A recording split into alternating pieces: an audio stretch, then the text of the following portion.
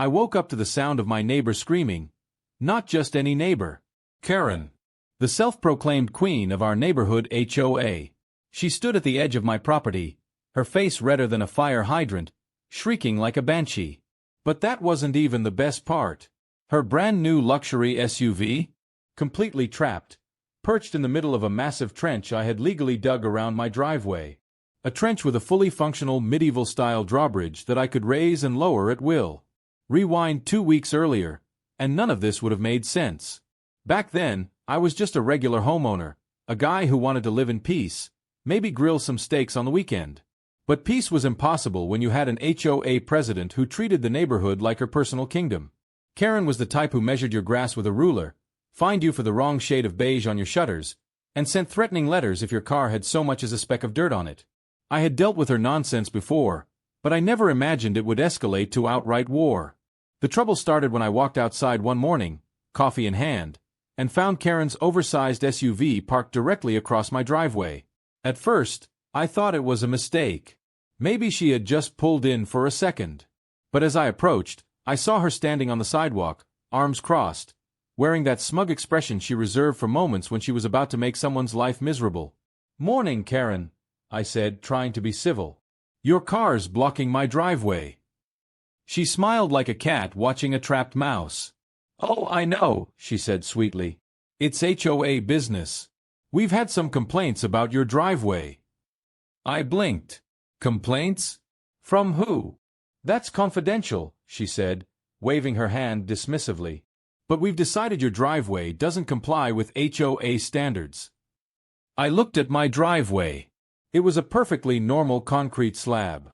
Nothing fancy, but certainly not breaking any rules. "That's ridiculous. There's nothing wrong with it." "Well," Karen said, inspecting her nails, "unfortunately, the HOA board has the final say. Until we conduct a proper review, I'll need to keep my vehicle here to prevent further infractions." I stared at her, waiting for the punchline. "You're joking." "Nope," she chirped, pulling out a clipboard and scribbling something down. "Oh, and I should mention, if you try to tow my car, that'll be considered harassment. HOA rules." I wanted to argue, to yell, to do something. But I knew Karen. She thrived on confrontation. She wanted me to lose my temper so she could slap me with more fines and complaints. So instead, I took a deep breath, nodded, and walked back inside. The next few days were hell. Every morning, I woke up to find Karen's car still blocking my driveway. The HOA refused to help. When I called a tow company, they refused too, citing some vague community agreement. Meanwhile, Karen acted like she had won the lottery, strutting around like she owned my property. Then came the fines. Apparently, I was now being penalized for neglecting driveway maintenance. According to the HOA, my failure to use it because, it was blocked was grounds for an infraction. Every time I checked my mailbox, there was a fresh letter demanding payment. It was infuriating. But I wasn't the kind of guy to just roll over and take it. If Karen wanted to play dirty, I'd play smart. I spent the next few nights doing what I did best: research. If the HOA was going to weaponize its rules, I was going to find my own legal loophole. And after hours of digging through zoning laws and property codes, I found it. A single line in the local ordinances that changed everything. It turned out there were no regulations against making security modifications to private property. That meant I could legally build a barrier around my driveway, as long as it wasn't a permanent structure. I double-checked, triple-checked, even called a lawyer friend to confirm. It was airtight. And that's when the real fun began. Hello friends, if you're new here then don't forget to hit subscribe button, and if you like then hit the like button also, and don't forget to tell me in the comments where you're from watching this video. The next day, I rented an excavator. I hired a few guys from a construction crew and told them I wanted a deep, wide trench around my driveway. Not a little ditch, a full-on medieval-style moat. They thought I was crazy, but hey, money talks. By the time the sun set, my driveway was surrounded by a 4-foot-deep trench, wide enough that no car could cross it. The next morning, Karen stormed over, ready to gloat. But the moment she saw her SUV stranded in the middle of the trench, her expression morphed from smug satisfaction to sheer horror. "What the hell is this?" she screeched. "Oh, just some security modifications," I said, barely suppressing my grin. HOA rules say I can do it. Karen's eye twitched. You can't just dig a hole around my car. Sure I can, I said. You see, this is my property. And since you refuse to move, well, I had no choice but to build around you. She looked like her brain was short-circuiting. You can't. This is illegal. Nope. I pulled out a printout of the zoning laws. Totally legal. In fact, I even filed a permit. City approved.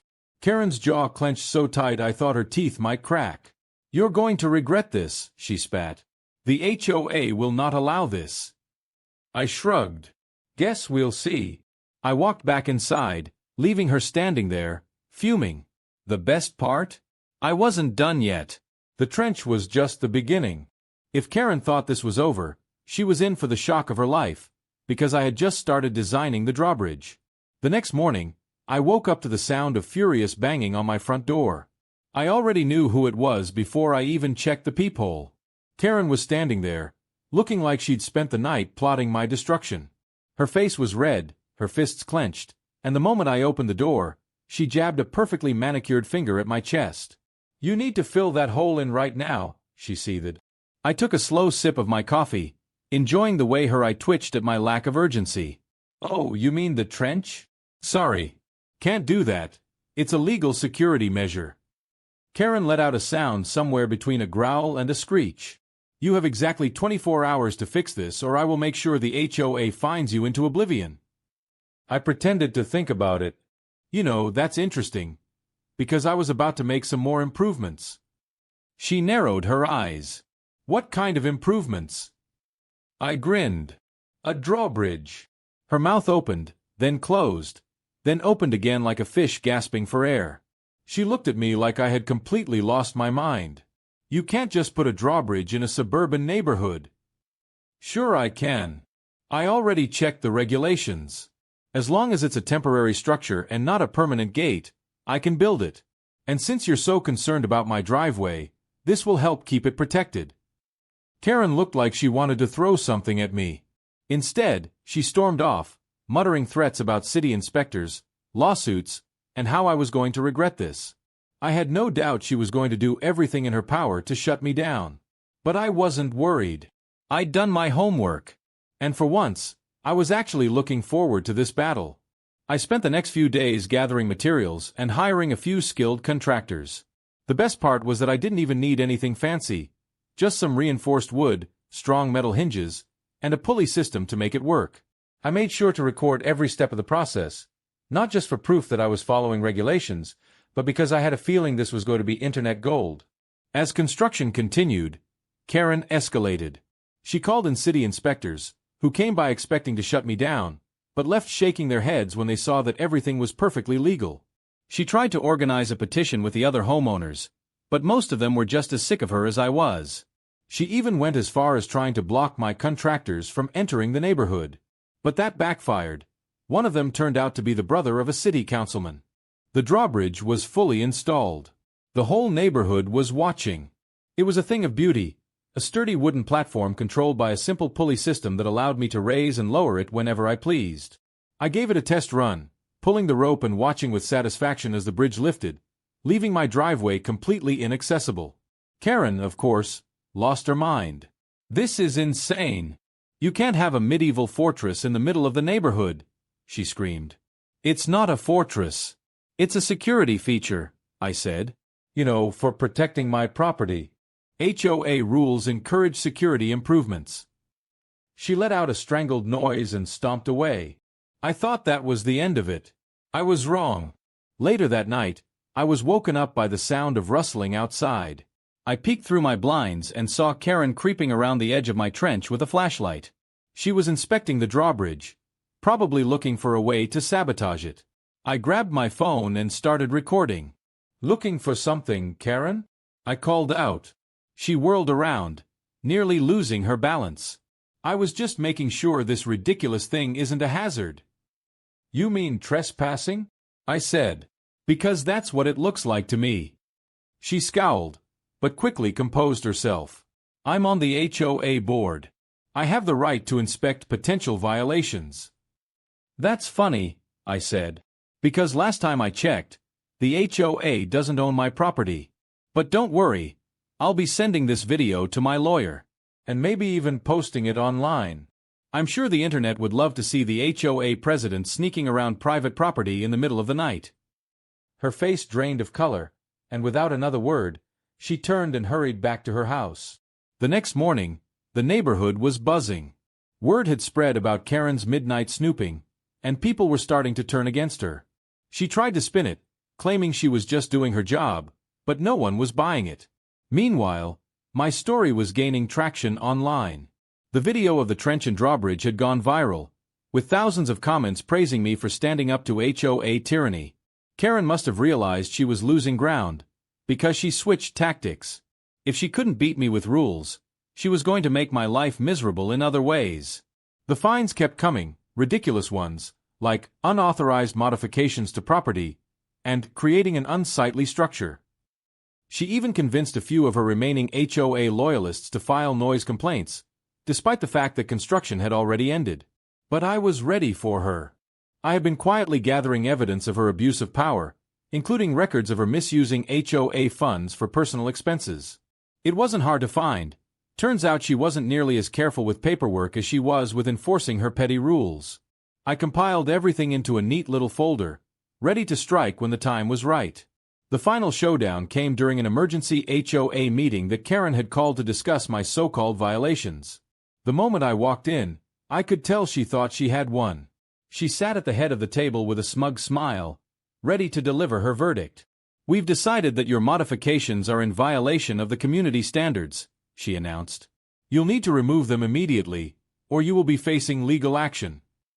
I smiled, pulling out my folder and placing it on the table. "That's interesting," I said, "because I found some violations of my own." She frowned. "What are you talking about?" I opened the folder and started listing her misdeeds: fraudulent fines, misuse of HOA funds, intimidation tactics against homeowners. The more I read, the paler she got. "You're lying," she hissed. "I have proof," I said, "and I'm willing to take this to the authorities." Silence filled the room. The other board members, most of whom had been too scared to stand up to her before, suddenly looked very interested in what I had to say. Within minutes, Karen was voted out as HOA president by the end of the week. An investigation into her shady dealings had begun. That night, I stood on my driveway, sipping a cold drink as I watched Karen's SUV finally being towed away, not by me, but by the authorities. My trench and drawbridge had started as a joke, but in the end, they had been the perfect way to expose her corruption. And the best part? My driveway had never looked better. Karen was quiet for a few days after the HOA meeting, which was unsettling in itself. She wasn't the type to go down without a fight, and I knew she was brewing something. The neighborhood was still buzzing from her downfall, and people had started treating me like some kind of local legend. Every time I stepped outside, someone would wave, give me a thumbs up, or ask if they could see the drawbridge in action. Even the mailman had a good laugh about it. But I knew it wasn't over. Karen wasn't going to let this go. Sure enough, the storm came. It started small: a sudden anonymous report to the city about unpermitted construction, a surprise inspection from a zoning official who looked both amused and annoyed when he saw my drawbridge. He shrugged, gave me a nod, and left after confirming that I was in the clear. Then came the fake complaints from neighbors: loud noises in the middle of the night, suspicious activity, even claims that my trench was a safety hazard that could cause structural instability in the neighborhood. I knew exactly who was behind it, but without solid proof, it was just another game of harassment. Then Karen took it up a notch. One night, I woke up to a loud crash. My heart pounded as I jumped out of bed and ran to the window. At first, I didn't see anything, but when I turned on the outdoor lights, my stomach dropped. Someone had cut the ropes to my drawbridge. It lay half-collapsed into the trench, the wooden planks cracked from the impact. I grabbed my phone and checked the security cameras.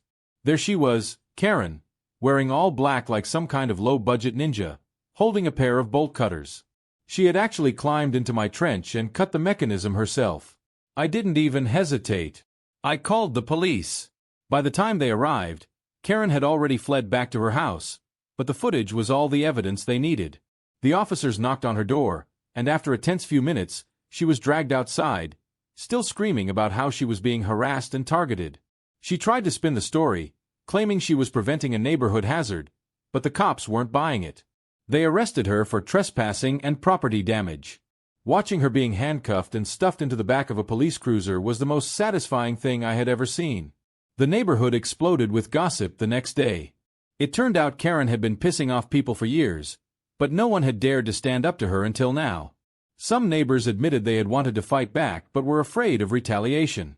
Now that she had been publicly humiliated, the HOA board had no choice but to take action. They held an emergency vote to remove her from the HOA entirely, stripping her of any remaining power. It was a unanimous decision. But that wasn't the end of it. A few days later, I received an email from an investigator handling HOA fraud cases. Apparently, Karen's financial misdeeds had caught the attention of the authorities. They wanted to interview me about the files I had presented during the meeting. I handed over everything, every fine she had wrongfully issued, every shady financial transaction I had uncovered. Within a week, the investigation turned into a full-blown legal case. Karen wasn't just a petty tyrant, she was a full-on scam artist.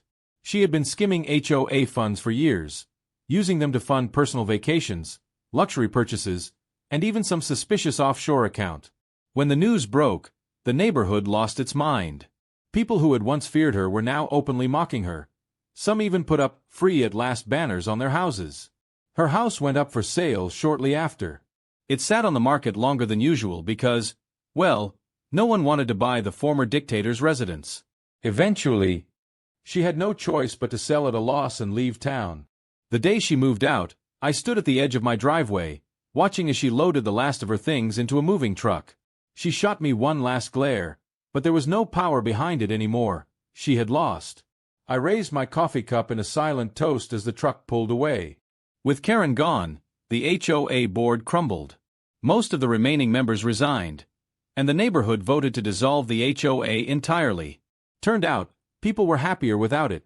No more ridiculous rules, no more fines, no more fear of stepping out of line. For the first time in years, the neighborhood felt free.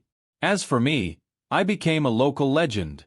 The story of the trench and drawbridge spread far beyond the neighborhood. News outlets picked it up, and before I knew it, I was being interviewed about my brilliant act of defiance.